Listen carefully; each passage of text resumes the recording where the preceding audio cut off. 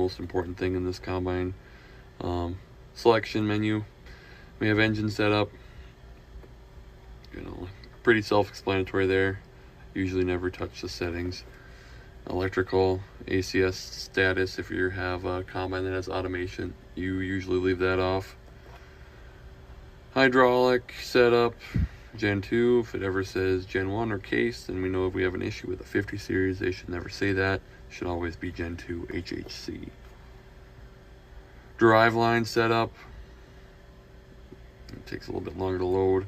Ask you for your auto guidance, low idle, feed rate, target max ground speed, track type, tire radius, some auto steer P gain, that's some important values, I gain, max steering.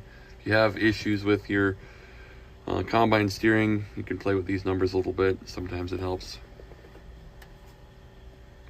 Here's your two header setups.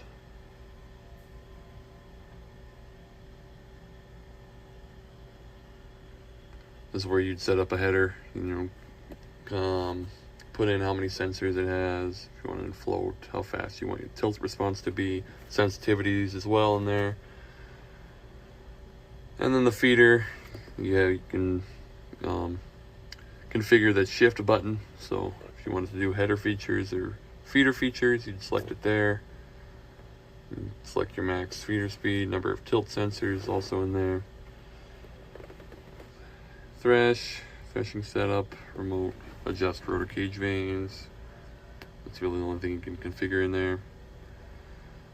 Cleaning setup, kind of your sieve configuration in there. Go through it. Self-leveling sieve, make sure all that is on. Grain cam. If you have automation, that's another automation feature, having a grain cam. That allows you to select a bunch of different automation features that we won't get into in this video. Residue setup, this is where you'd mess with that. A little self-explanatory there. If you want any more information on this, I would suggest reading the operator's manual as well. It goes a lot more in depth than what I'm going to cover in this short video. Your spread set points. So headland 1, 2, you got some manual set points in there. Here's where in the service tab you find your threshing hours and engine hours. VT menu, usually don't have to mess with this. If I ever do, I always make sure it's on the USA preference. And the setup, version 3 usually works good enough for what I'm trying to do. And we'll go over GPS tab. Here's another thing we like to configure. Most 50 series have it in the grain tank. If you configure it for 8250, 9250, it thinks it's on top of the cab.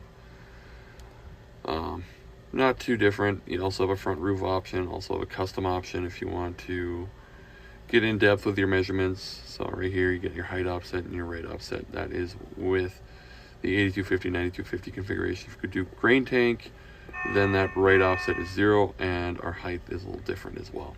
So if you need to change a GPS model, if we have a nav 900, 262, Vector Pro up there, is where you configure that. PF tab, make sure you have an auto guidance system. If you do have an auto guidance system, have it configured. You can make that say Easy Pilot Pro or none. Marks, really don't use this tab too terribly much. Yield and moisture, always make sure yield and plus moisture is configured to yield and moisture instead of none. Otherwise you're not going to get that little icon right there. And you're not going to be able to track yield or moisture. Alright, so in the nav setting, navigation set to light bar mode. If we want to set it to AFS AccuGuide to do regular auto guidance functionality, you can see my little icon down there for my light bar went off. And then I usually always put my nudge definition to 1 inch. And if you're running any other monitors, this is where you would turn on your NEMA output to send GPS messages from the nav controller to the other monitor. Say if you got a 2020 Gen 3 in here or something like that, then you turn your setup on right here as well. Nav P, this is where you'd edit your aggressiveness or swath acquisition. You can also turn your performance mode to advanced if you like some more configurable options. Handy little help button over here tells you what each of these mean. So inertial turning grade aggressiveness gives you a little summary of what that means right there. And row guidance, if we had that unlocked, we could configure that for on. And if we had unlocked auto turn or AccuTurn, that would not be grayed out. Telematics, if you wanted to use telematics, just select what telematics you have in your machine. AM53 won't work anymore, so it's got to be a PCM or some sort of aftermarket.